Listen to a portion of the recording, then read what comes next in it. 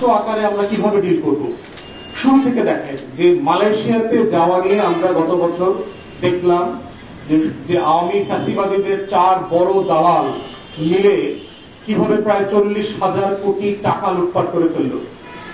Visa পাওয়ার পরেও প্রায় 30,000 বাংলাদেশি নাগরিক মালয়েশিয়া যেতে পারে নাই, কারণ তারা পাসপোর্ট ফেরত পায় নাই এবং ফ্লাইট অ্যাভেলেবল ছিল না।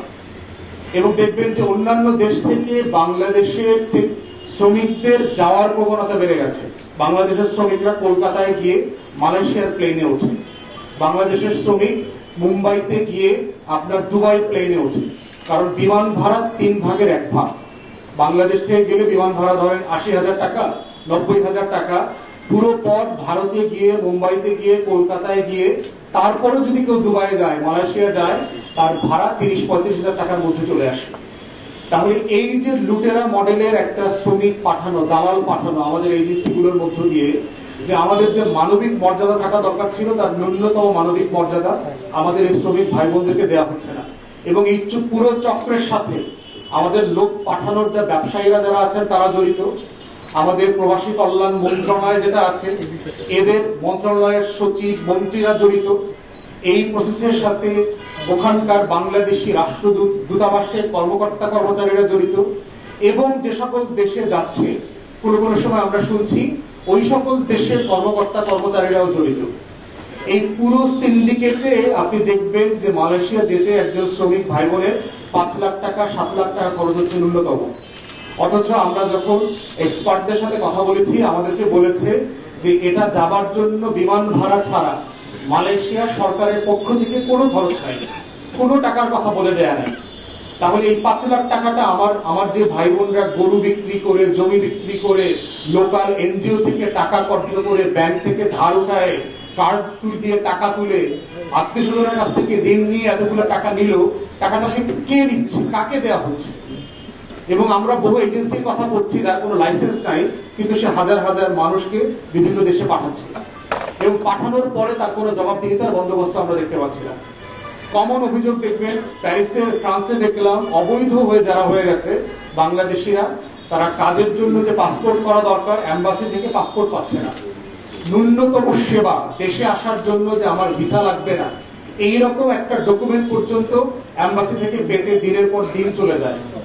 লাশ পাঠানোর যে সমস্যা, যে আপনার পরিচয় আইডেন্টিফিকেশন কনফার্ম করতে করতে 1 সপ্তাহ লেগে যায়, এই লাশটা ওই দেশের হাসপাতালের মর্গে রাখতে হয়। অনেক জায়গাতে আমরা দেখেছি, আমাদের অভিজ্ঞতা থেকে দেখেছি, গরিব মানুষ, ছাত্র, লাশ পাঠানোর টাকা পর্যন্ত নাই এবং স্থানীয় যে দূতাবাস আছে তারা কোন রকম সাহায্য পর্যন্ত করেন না। বাংলাদেশ বিমান একটা বাংলাদেশের লাশ বিনামূল্যে আনতে পর্যন্ত রাজি হন না। এই ধরনের বাস্তবতায় অনেক লাশ বিভিন্ন দেশের মর্গে পড়ে আছে। আর একটা সমস্যা আমরা দেখেছি, বিভিন্ন বাংলাদেশি নাগরিকরা জেলে বসতেছে। জর্ডানে দেখলাম আপনার 10,000-এর উপরে বাংলাদেশি জেলে পড়ে আছে, লেবাননে আছে, লিবিয়াতে আছে, বিভিন্ন দেশে আছে পৃথিবীর।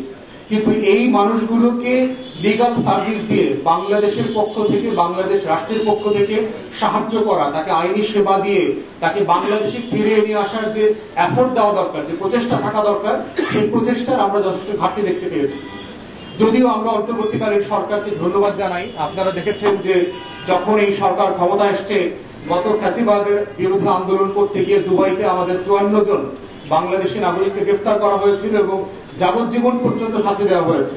প্রফেসর ইউনূস ওখানকার আমিরের সাথে কথা বলে তাদের সবাইকে মুক্ত করবার ব্যবস্থা করেছে। আপনারা দেখেছেন যে ওমানে এবং বিভিন্ন এম্বাসিতে আমাদের যারা প্রবাসী ভাই বোনরা আছে তাদের সাথে কি পরিমাণ ব্যবহার করা হচ্ছে, দুর্ব্যবহার করা হচ্ছে, গায়ে হাত তুলে পিটানো হচ্ছে, এমন ভিডিও আপনারা দেখেছেন।